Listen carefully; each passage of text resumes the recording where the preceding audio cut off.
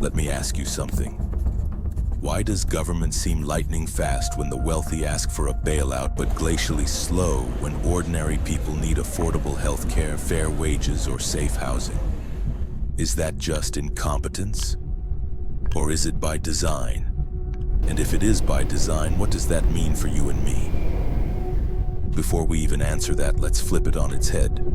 What should a government actually be accountable for? Protecting its people, ensuring equal opportunity, or maximizing economic growth, even if that means leaving people behind? Here's the harder question. Which of those priorities do you see reflected in policy? In the US, bridges collapse in Philadelphia while billion-dollar tax cuts are drafted overnight. In the UK, NHS nurses strike for livable pay while financial deregulation sails through to keep London's bankers happy. So let me ask, if a system can act decisively for one group but endlessly delay for another, is that really a capacity issue? Or is it a question of priorities? Follow the money and you'll see the pipeline. Corporations and wealthy donors funnel resources into campaigns. Lobbyists draft bills in back rooms. Governments present them as if they were their own ideas. Now think about this. If lawmakers are this responsive to lobbyists, why aren't they as responsive to you? Is it because you don't contribute enough? Because you don't have a seat at their private dinners? Or because the system was built to give them excuses to ignore you? Here's something we rarely hear discussed: accountability. When was the last time you saw a politician punished for failing to deliver basic promises like affordable housing or better health care? Instead, what do we see?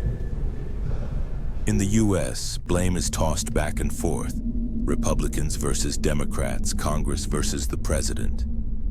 In the UK, it's Westminster versus local councils, or simply, well, the budget is too tight. So I'll ask you, when everyone is pointing fingers, who's actually taking responsibility? And if nobody is accountable, is democracy really functioning the way we're told it is? Let's sit with the uncomfortable idea. Maybe the system isn't broken. Maybe it's working exactly as intended. Think about it. If you design a machine that consistently rewards the wealthy, delays reforms for everyone else, and shifts blame so no one ever pays a political price, what would you call that? A flaw or a feature? History gives us some answers. In the early 1900s, Americans grew so fed up with robber barons and political corruption that they forced through antitrust laws and labor reforms. In post-war Britain, citizens demanded a welfare state and got the NHS. Now compare that to today. In 2008, Wall Street bankers caused a financial crisis and were bailed out with trillions. Ordinary homeowners left underwater. Ordinary homeowners left underwater, forgotten. In the UK, austerity after 2010 slashed public services, but corporate tax rates quietly dropped. So let me ask again, who was held accountable? Who paid the price? The truth is, accountability only shifts when public pressure outweighs elite resistance.